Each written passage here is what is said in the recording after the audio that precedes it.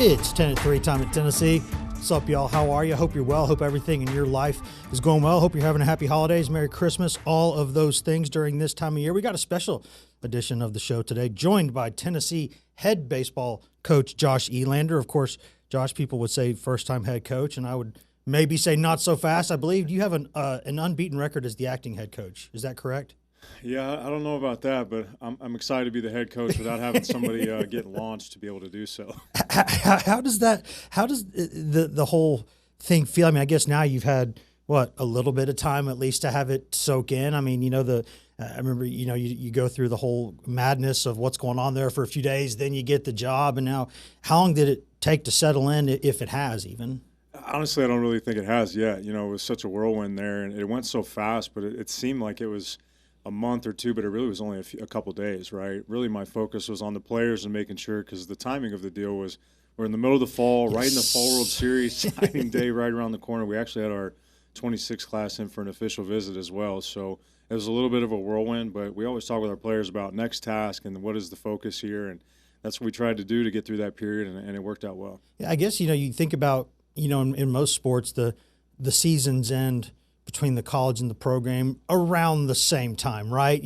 So there's never been this whole deal of what happens if a college coach goes on to the professional level, because it doesn't really happen. But what it does, found out it happens at a really weird time. So, I mean, if you could walk us through all that, because when we're covering these things or if fans are watching them, they just think, okay, who's going to be the coach? Where are they going to go? And I've done this long enough where you start thinking of the assistants first, because it's never just a head coach. There's a million people who work in a program. And I was thinking the other day while thinking about this interview here, just trying to kind of set the scene for what those couple of days are like, because you're okay, all of a sudden now Tony's going to San Francisco, and now the menu of options at that point had to be so long in terms of, oh, okay, well, I want the job here, obviously, but if it doesn't work out, would I go with him? Would I look for another job somewhere? Would I see who got hired here and stay on? I mean,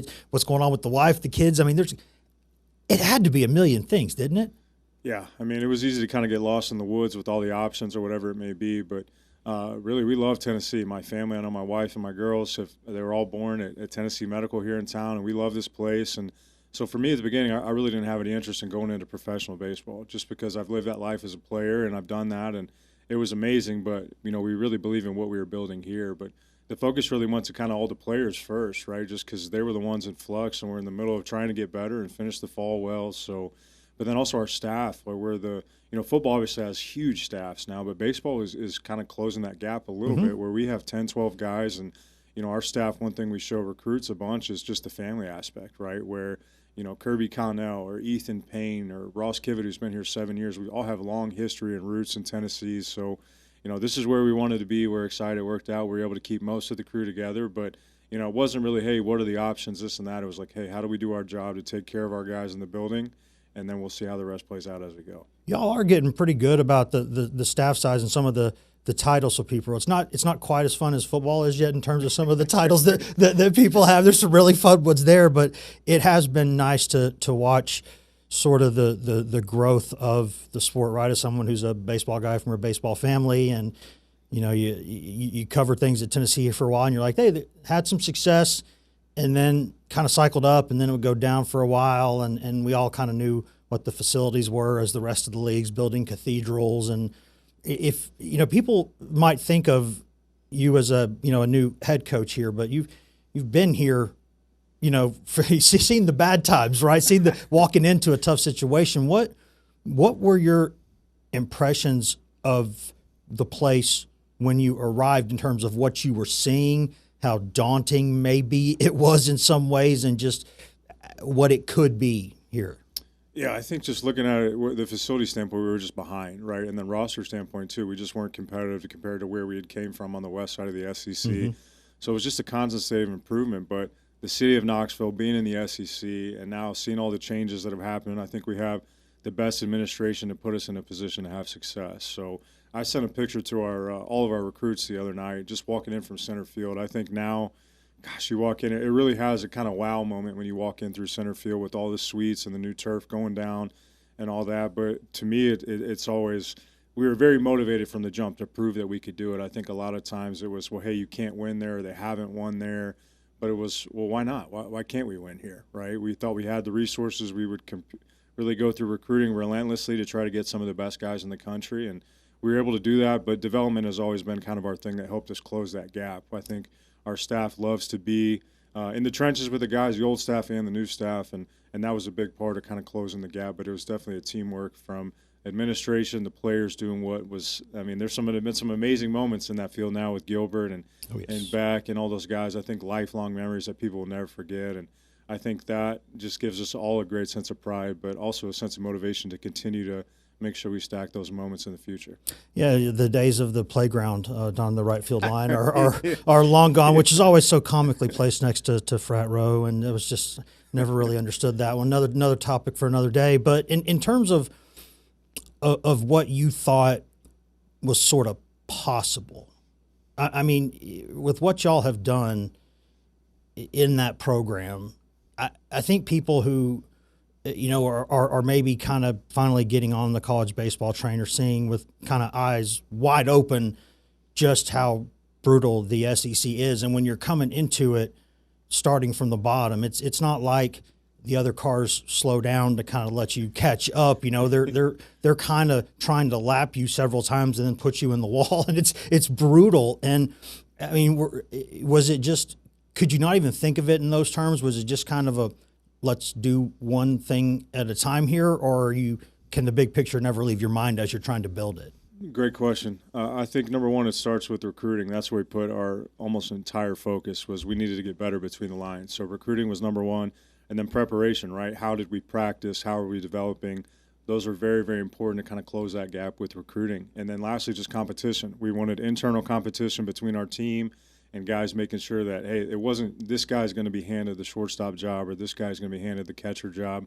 We wanted guys having to fight for that, kind of create positional versatility, which I'm sure the fans have seen. We move guys kind of all over the place. It'll always stay like that. But those were our three focuses right there, because I think sometimes you have to start with the end in mind and kind of work backwards, right? We wanted to be strong in the middle of the field. We needed to recruit better, and our gap needed to be we needed to work a little bit harder and play with an edge. So I think that's what we did to kind of close that gap, and now we're excited for the challenge of sustaining success in this league, because it's not easy. There's no doubt about it. Yeah, and that's the thing. I mean, I would imagine just the difference in, say, walking around a park in the summer or walking into people's homes might be a little bit easier to get into the door now, wearing the shirt that you're wearing here, but still got to go recruit them, got to develop them, got to do all these things. And when you're going through that change, I imagine, I would have to imagine, I don't know, but the way that this league is, how challenging was it to keep the roster together? Because it's the Wild West now. I mean, the guys you've got committed, also the guys you've got on the team. I mean, anything is possible. How much of a challenge, if at all, was that? It definitely was a challenge. I think in the SEC, it's as competitive as it gets in recruiting. I think we see it in the football world right now, and now with the portal and everything that goes into that. But I've said in a couple other deals, we had to play defense more than offense there for a little bit, which was a little weird for us, because we always want to be on the offensive end in recruiting. But we just go back to, if you do things the right way and treat people right and work hard, and we try to do that in recruiting, make sure even when guys are committed that we still stay in touch, we still go watch them play, so there's a real tangible relationship there that can serve as the baseline for player development, and then also too just for the rest of our lives, right, as we work out. So, I know one of the best things I got to do this offseason, I miss all the craziness, was go to Jordan Beck's wedding and see Liam and Gilbert and all the guys from across the years. So that's what it's all about on this side. But, the recruiting is my favorite thing. I told our staff as we work, like, recruiting and player acquisition and player development and retention is the number one thing for everybody in the building. So that'll continue to be the case for us moving forward. If I had to guess, maybe one of the biggest differences between, like, the casual level of fan and like the hardcore fan, there's a lot of differences there, but I think maybe one of the biggest was you could see during that period where Tony takes the job and leaves, just how quickly the real kind of day one diehards especially were like, no, the coach is here now. You don't have to go look around. The coach is here now. And I know you're probably trying to not focus on that stuff. You've got a million other things in the real world, much less social media and things to pay attention to. But when you see that sort of outpouring that was there, or got wind of it, and not just from fans, but also from recruits, from former players, from families, from all these things, I imagine it just had to be kind of a good feeling, right? At least when word gets back to you about all that.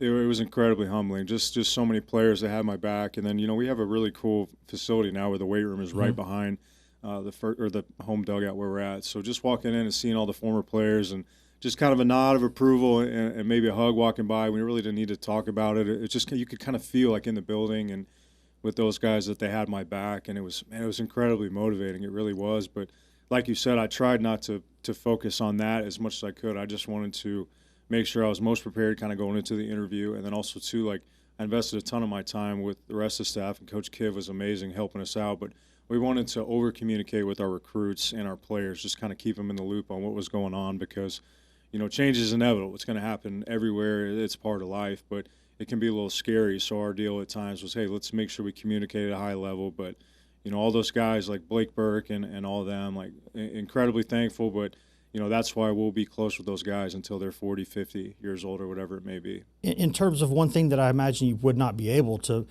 forget, even if you tried, not that you'd want to forget, was the reaction from the players. I mean, if you could kind of peel back the curtain there to the extent that you can anyway, in terms of how long at that point when you walked into that room had you known that you had gotten the job, and did you have sort of any idea what to expect when you kind of walked in that room with those guys?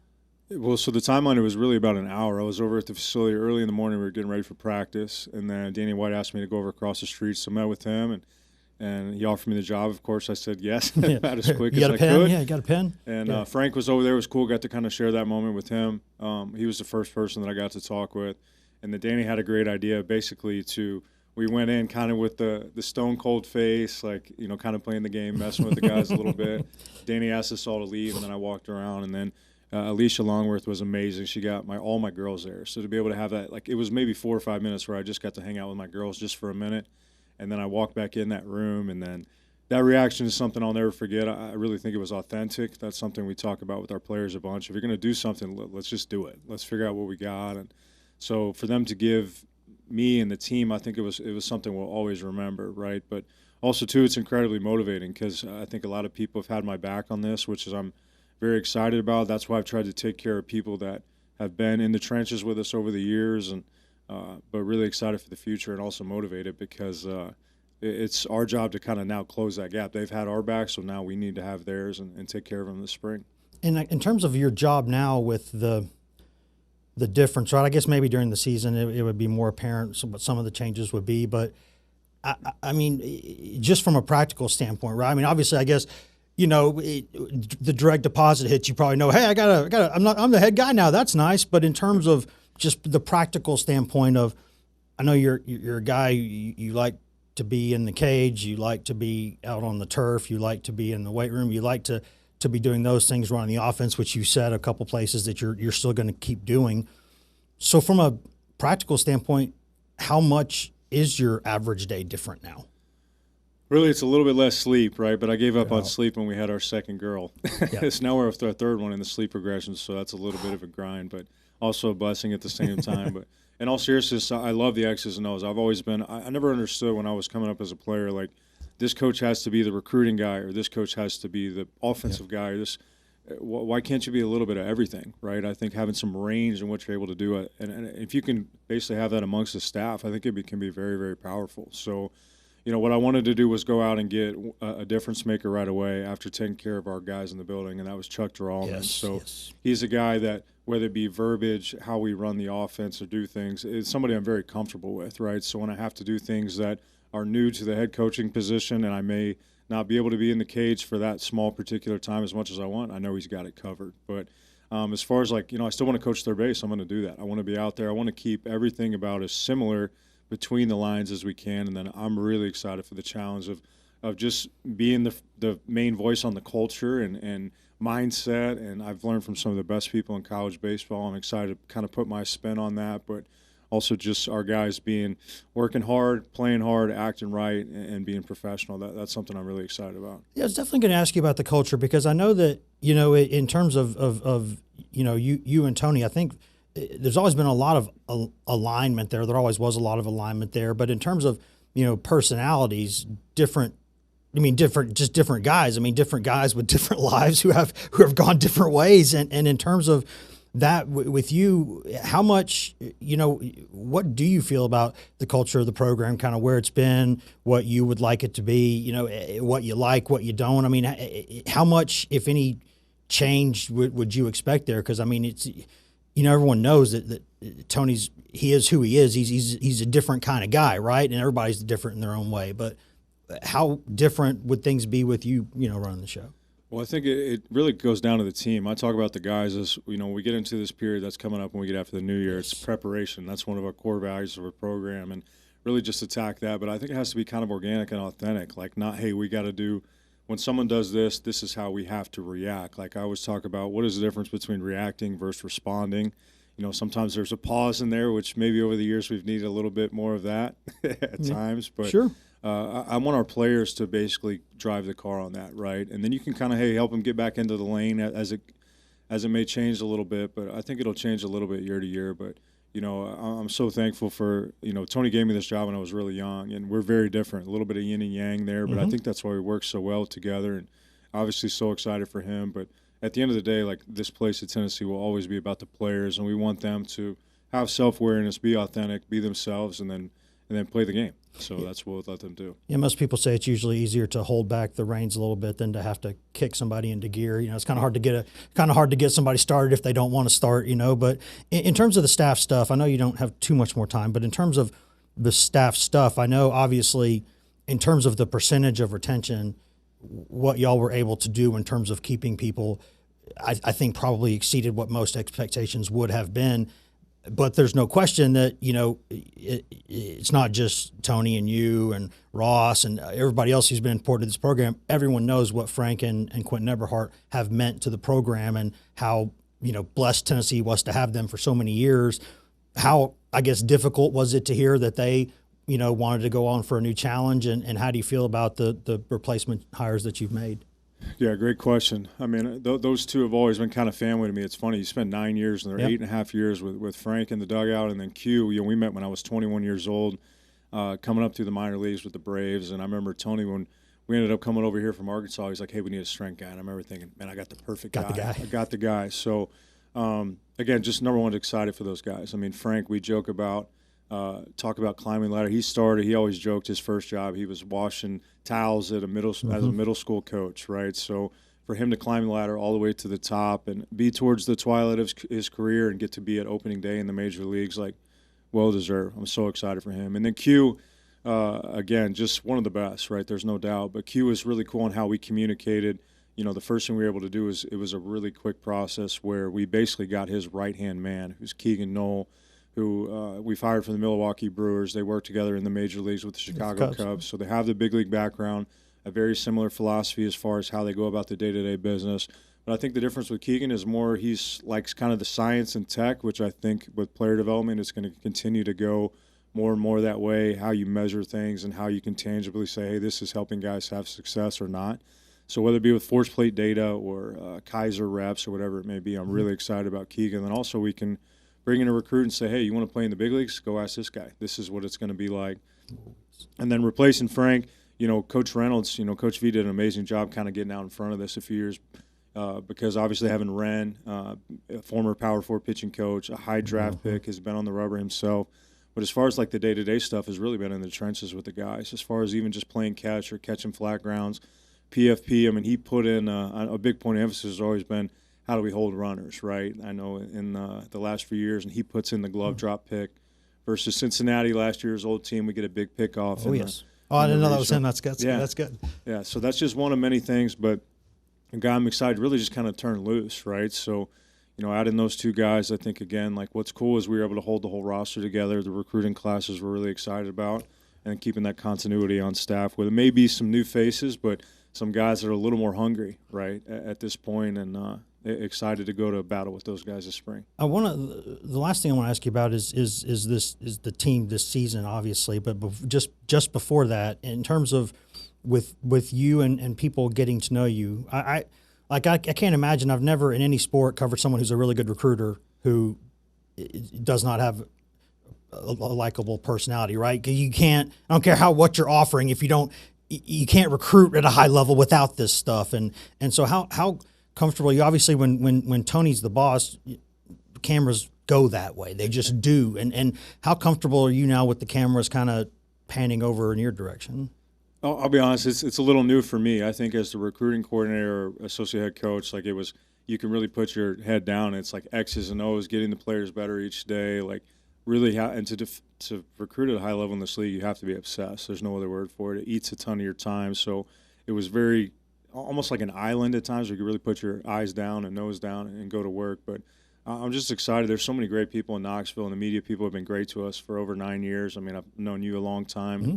There's a lot of great people with Ben McKee and Mike Wilson. Yes, so yes. The people, it's been really cool to see just, again, as the program has gotten better, how much more engagement there is with the program. So, again, I just want to give people an insight into what we're doing, how we do things, and the more excitement and eyes we can get around the program, the better. But my focus would be hopefully it's more on the players and how we're playing than instead of me or individually. That's where I want it to be, is with the players. But for y'all who don't know, this was a heck of a baseball player here. This was a starter at TCU, got to Omaha as a freshman, high round draft pick by the Braves, who are one of the smartest organizations. I say this as a Cubs fan, one of the smartest organizations in baseball with what they do with what they have all the time consistently. And then is their Braves minor league player of the year, Hank Aaron Award. And then has some injuries, unfortunately, and that's the way life goes at times, but then became a coach, and there's really good stuff out there. I urge y'all to Google kind of why he's coaching. There's some really good stuff him about his dad. There's a bunch of stuff that we did not have time to get to today that is absolutely fantastic, and when we have Josh on again, we'll talk about these things. But lastly, this team this season, I guess, I've heard Coach years ago told me that when you become a head coach, you're usually taking over a roster that's so good the last guy got a promotion, and then you have pressure, or you're taking over a roster it was so bad that you're the head coach now, and so you got to build things over. And right, neither one of them is perfect because they've all got issues. But you took over what I think we would all say is a pretty healthy situation. Last season it's hard to repeat, just is, and right. Kind of got close, but didn't get there. What did you kind of learn from that experience last season, and how did that kind of shape roster building with tweaking some things going into this year? Yeah, it's another great question. I think, again, like we don't try to put like, hey, you have to win X amount of games or X amount of series. That may sound crazy, but like baseball is different than football, where it's about winning series. That's what you need to do. And then midweek games, we call those basically host games. You want to win those so you can play at home in the postseason. So I really like this roster. The first thing we set out, Tony and I, all of us this summer, was basically just wanted to redo the bullpen. We had a lot of flamethrowers, were more of a similar look, and we always talked about making it a little bit harder to prepare for our pitching staff, right? So I'm excited for Ball Nation to see kind of the different looks. I know Brady Frederick basically scrapes his fingers on the rubber when he throws, and yes. Bo Rudy's throwing, ride cutters, and we got some guys with a big velo, some freshmen, and lefties, righties, so I think we'll be able to kind of mix and match a little bit more. But offensively, I'm very excited about this roster. It's very dynamic. I can see why. It's very competitive, and it'll be tough for me because we're gonna have to keep those guys happy at the same time. But whatever 9 we roll out there, I'm really excited about. So again, that was really the main change with the roster last year. But each day around here, it's you want to attack each day. They all count the same. That's one thing that's been a theme in the building, whether it's a Tuesday or Sunday. But without a doubt, like last year, hey, you go to Super Regional on the road and lose to a great Arkansas team, but it wasn't good enough. We didn't win enough games on Sunday. That's been a deal that needs to be better this year, and we need to finish in close series. So that'll be a big focus of our preparation going into the spring, and then we'll cut it loose once we get going. Hey, man, you're the boss. Their job is to keep you happy also, right? I mean, that's a symbiotic thing, right? They got to keep the boss happy, right? But no, seriously, Josh, there were just so much meat left on the bones. I hope we can get you on again at some point because there are so many questions about this, this team, and not questions in a bad way, questions in a good way about, I think, reasons people should be excited about some of this talent and what y'all have got here. But congratulations again on getting the job. I think a lot of people around here were very happy to see that and hear that happen. And now good luck with just keeping everybody happy, right? They all love you now. Now you just got to keep it going that way, right? Keep being undefeated as a head coach. That would help. Yeah, that won't last too long, but again, very excited and thankful how it played out, and I appreciate you having me on today. Thanks, Josh. And thanks, y'all, for listening. Happy holidays, guys. Merry Christmas, Festivus, all those things, whatever you call it. Thank you. Thank you for watching and listening. Be safe over the holidays, and we'll see y'all next time.